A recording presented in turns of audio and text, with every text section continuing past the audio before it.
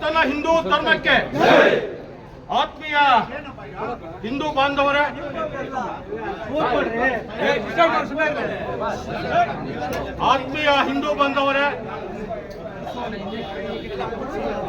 ಇವತ್ತಿನ ದಿವಸ ಅನಿವಾರ್ಯವಾಗಿ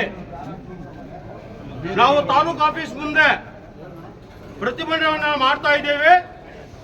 ಕಾರಣ ಇಷ್ಟೇ, ಮೊನ್ನೆ ನಡೆದಂತಹ ಸಿಇಟಿ ಪರೀಕ್ಷೆಯಲ್ಲಿ ಸಾಗರದಲ್ಲಿ, ಕೊಪ್ಪಳದಲ್ಲಿ, ಶಿವಮೊಗ್ಗದಲ್ಲಿ, ಇನ್ನೂ 3-4 ಕಡೆ, ಧಾರವಾಡದಲ್ಲಿ, ಬೀದರಲ್ಲಿ, ಈ ಎಲ್ಲಾ ಕಡೆ ಬ್ರಾಹ್ಮಣ ವಿದ್ಯಾರ್ಥಿಗಳೇನು ಅವರ ಭವಿಷ್ಯವನ್ನು ರೂಪಣೆ ಮಾಡ್ಕೊಳ್ಳೋದಕ್ಕೋಸ್ಕರ ಪರೀಕ್ಷೆ ಬರೆಯಕ್ಕೆ ಹೊರಟಿದ್ರು, ಅಂತ ವಿದ್ಯಾರ್ಥಿಗಳ ಜನವಾರವನ್ನ ಕಟ್ ಮಾಡಿ ಕಸದ ಬುಟ್ಟಿಗೆ ಹಾಕಿ ಕೆಲವರಿಗೆ ಇದನ್ನ ಪರೀಕ್ಷೆ ಬರೆಯೋದಕ್ಕೆ ಅವಕಾಶ ಮಾಡಿಕೊಟ್ಟಿರುವಂತದ್ದು.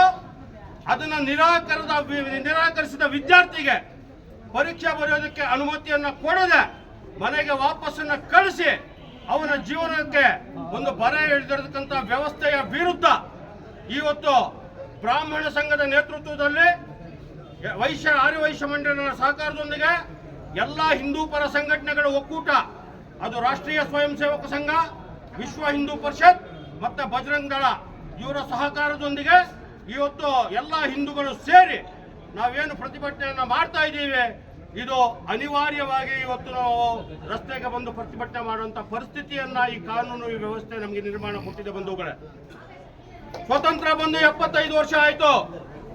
ಬಹುಶಃ ಎಲ್ಲರೂ ಯಾರು ನೋಡ್ಲಿಕ್ಕಿಲ್ಲ, ಯಾವ ಬ್ರಾಹ್ಮಣ ಕೂಡ ರಸ್ತೆಗೆ ಬಂದು ಪ್ರತಿಭಟನೆ ಮಾಡಿಲ್ಲ. ಬಂಧುಗಳೇ, ಬಂದು ಮಾಡಿಲ್ಲ. ಹಂಗಂತ ನಂಗೆ ಅನ್ಯಾಯ ಆಗಿಲ್ವ ಅಂತ ಹೇಳಿದ್ರೆ ಸಾಕಷ್ಟು ಅನ್ಯಾಯಗಳಾಯ್ತು.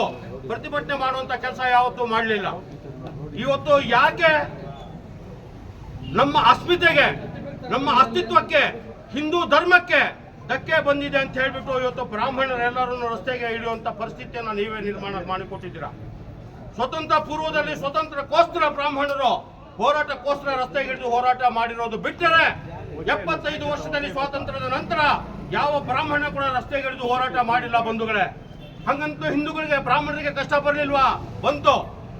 ರಾಜ ಮಹಾರಾಜರು ಕಟ್ಟಿಸಿಕೊಟ್ಟಂತ ದೇವಸ್ಥಾನಗಳ ಇನಾಮತ ಭೂಮಿಯನ್ನು ಸರ್ಕಾರ ಕಿತ್ತುಕೊಂಡಾಗ ಕೂಡ ಯಾವೊಬ್ಬ ಬ್ರಾಹ್ಮಣ ಕೂಡ ಪ್ರತಿಭಟನೆ ಮಾಡಲಿಲ್ಲ. ಬಂಧುಗಳೇ, ಯಾವೊಬ್ಬ ಬ್ರಾಹ್ಮಣ ಕೂಡ ಪ್ರತಿಭಟನೆ ಮಾಡಲಿಲ್ಲ.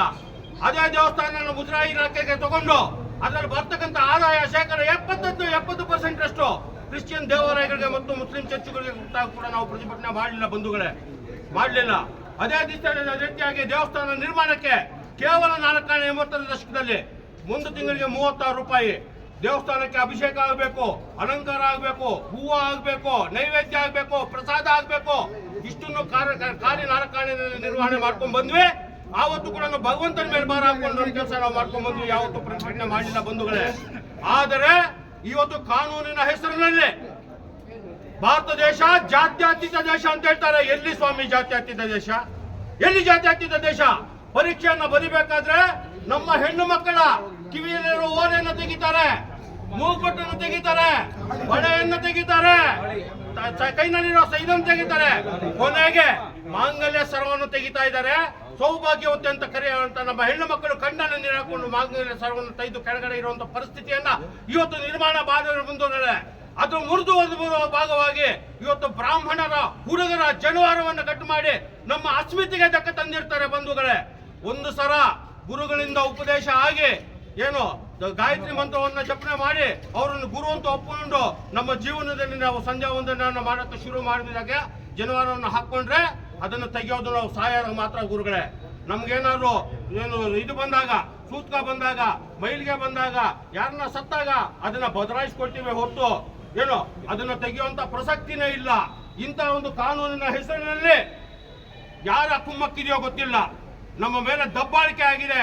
ಇದ್ರ ಮುಖಾಂತರ ಏನು ಹಿಂದೂ ಮಕ್ಕಳಿಗೆ ಮಾಂಗಲ್ಯ ಸರವನ್ನು ತೆಗೆಸುವ ಮುಖಾಂತರ ಇಡೀ ಹಿಂದೂ ಜನಾಂಗಕ್ಕೆ, ಇಡೀ ಹಿಂದೂಗಳಿಗೆ ಇವತ್ತು ಧಕ್ಕೆ ತರುವಂತ ಕೆಲಸ ಮಾಡಿದ್ದಾರೆ.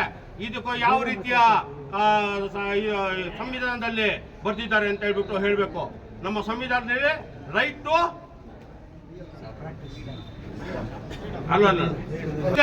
ಅದರಲ್ಲಿ ಪ್ರತಿಯೊಬ್ಬ ಧಾರ್ಮಿಕನು ಅವ್ರದವ್ರದೇ ಧರ್ಮದ ಆಚಾರ ವಿಚಾರವನ್ನು ನಡೆಸಿಕೊಂಡು ಹೋಗೋದಕ್ಕೆ ಹಕ್ಕಿರ್ತದೆ. ಸಂಪ್ರದಾಯವನ್ನು ಪಾಲಿಸುವ ಹಕ್ಕಿರ್ತದೆ. ಅಂತ ಹಕ್ಕನ್ನ ಬಾಬಾ ಸಾಹೇಬ್ ಅಂಬೇಡ್ಕರ್ ಅವರು ನಮಗೆ ಕೊಟ್ಟಿದ್ದಾರೆ. ಅದನ್ನು ಧಿಕ್ಕರಿಸಿ ಇವತ್ತೇನು ಜನವಾರವನ್ನು ತೆಗೆದಿದ್ದಾರೆ, ಇದು ನೀಚ ಕೃತ್ಯ, ಹೇಯ ಕೃತ್ಯ. ಇವತ್ತು ಕಣ್ಣೋರ್ಸುವುದಕ್ಕೋಸ್ಕರ ಇಬ್ಬರು ಹೋಮ್ ಗಾರ್ಡನ್ ಸಸ್ಪೆಂಡ್ ಮಾಡ್ತಾರೆ. ಬಂಧುಗಳೇ, ಹೋಮ್ ಗಾರ್ಡನ್ ಸಸ್ಪೆಂಡ್ ಮಾಡ್ತಾರೆ. ಯಾವುದೋ STC ಒಬ್ಬ ಅಧಿಕಾರಿನ ಸಸ್ಪೆಂಡ್ ಮಾಡ್ತಾರೆ. ಆತನಿಗೆ ನಿರ್ದೇಶನ ನೀಡತಕ್ಕಂತ ಮುನ್ನಡೆದ ಅಧಿಕಾರಿ ಈ ಕೂಡಲೇ ವಜಾ ಮಾಡಬೇಕು.